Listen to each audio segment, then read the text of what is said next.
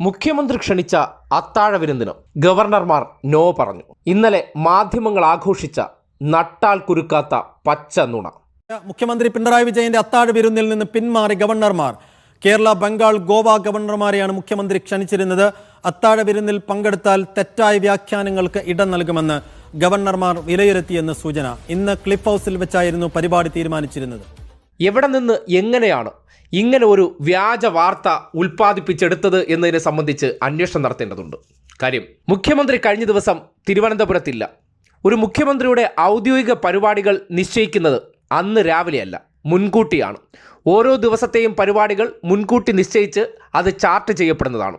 അങ്ങനെ നോക്കുമ്പോൾ ഇന്നലെ മുഖ്യമന്ത്രിയുടെ ഔദ്യോഗിക പരിപാടികൾ എറണാകുളം ജില്ലയിലായിരുന്നു. പെഹൽഗാമിൽ വെടിയേറ്റ് മരിച്ച രാജേന്ദ്രന്റെ വീട് സന്ദർശനവും ഒപ്പം ഔദ്യോഗിക പരിപാടികൾക്ക് ശേഷം ഇന്ന് മുഖ്യമന്ത്രിയുടെ ഔദ്യോഗിക പരിപാടി ഇടുക്കിയിലാണ്. ഇടതുപക്ഷ സർക്കാരിൻ്റെ 9ാം വാർഷികത്തോടനുബന്ധിച്ച് നടക്കുന്ന ജില്ലാതല യോഗങ്ങളിൽ പങ്കെടുക്കുക.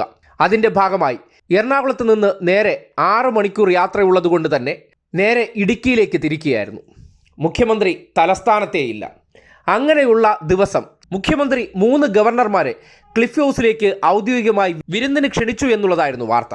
Kerala governor Rajendra Arlekar, Goa governor PS Sreedharan Pillai, Bengal governor ആനന്ദ ബോസ് എന്നിവരെയാണ് മുഖ്യമന്ത്രി വിരുന്നിനായി ക്ഷണിച്ചു എന്നുള്ളതാണ് ഇവരുടെ സ്ക്രിപ്റ്റ്. പക്ഷേ പിന്നീട് ഗോവ ഗവർണർ PS ശ്രീധരൻപിള്ള അറിയിച്ചു ഇങ്ങനെ ഒരു ക്ഷണം മുഖ്യമന്ത്രി നൽകിയിട്ടില്ല, വാർത്ത വ്യാജമാണെന്ന്. അതോടെ വാർത്ത റിപ്പോർട്ട് ചെയ്തവരുടെ ഉരുണ്ടുകളിയായി. നമുക്ക് രാജ്ഭവൻ വൃത്തങ്ങളിൽ നിന്ന് അറിയാൻ സാധിക്കുന്നത് കേരള ഗവർണറിന് പുറമെ ഗോവ, ബംഗാൾ ഗവർണർമാരെയും അത്താഴ വിരുന്നിലേക്ക് ക്ഷണിച്ചിരുന്നു എന്നാണ്. പക്ഷേ ഗോവ ഗവർണർ ഇത്തരം ഒരു അത്താഴ വിരുന്നിൽ തന്നെ ക്ഷണിച്ചിട്ടില്ല എന്ന കാര്യം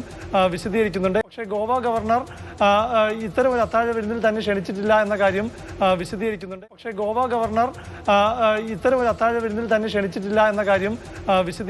ഏതായാലും ഇപ്പോഴത്തെ പ്രത്യേക സാഹചര്യത്തിൽ, അതായത് ഡൽഹിയിലെ കേരള ഹൗസിൽ മുഖ്യമന്ത്രി വിരുന്ന് നൽകിയതുമായി ബന്ധപ്പെട്ട ധനമന്ത്രിയുമായി ബന്ധപ്പെട്ട് വിരുന്ന് നടത്തിയത് വലിയ ചർച്ചയായിരുന്നു, വിവാദമായിരുന്നു.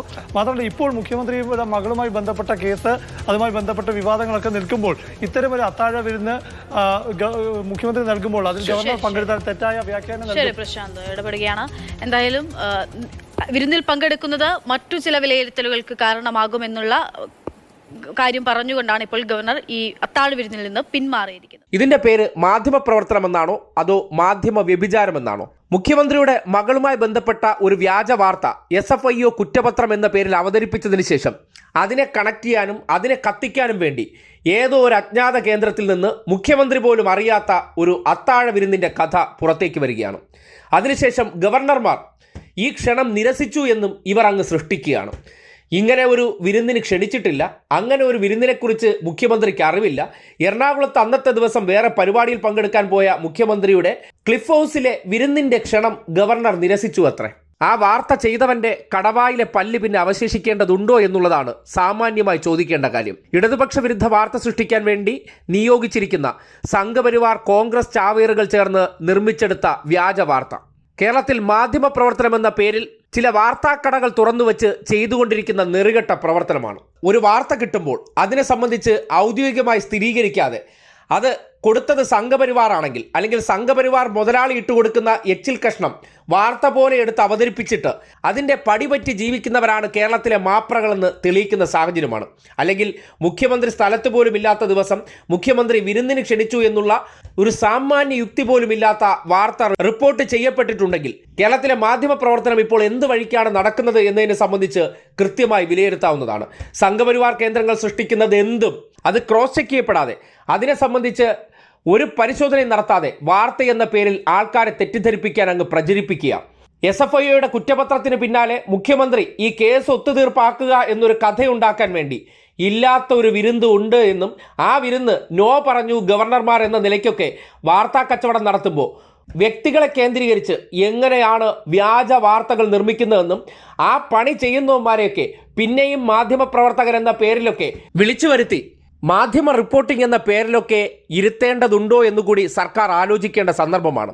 ഇതിനോടൊക്കെ മാധ്യമ സ്വാതന്ത്ര്യം എന്ന പേരിലല്ല പ്രതികരിക്കേണ്ടതും, അല്ലെങ്കിൽ ഇവർ ഉയർത്തുന്ന ചില സ്വാതന്ത്ര്യങ്ങൾ എന്ത് തെമ്മാടിത്തവും ഞങ്ങൾക്ക് വിളിച്ചു പറയാൻ കഴിയണം, അതും ഇടതുപക്ഷ സർക്കാരിനെതിരെ മാത്രം.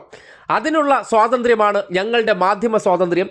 ഞങ്ങളുടെ മാധ്യമ പ്രവർത്തനം എന്ന ആ പരിപാടി അത് ഈ വ്യാജ വാർത്തയെ മുൻനിർത്തി തന്നെ കേസ് രജിസ്റ്റർ ചെയ്യപ്പെടേണ്ടതുണ്ട്.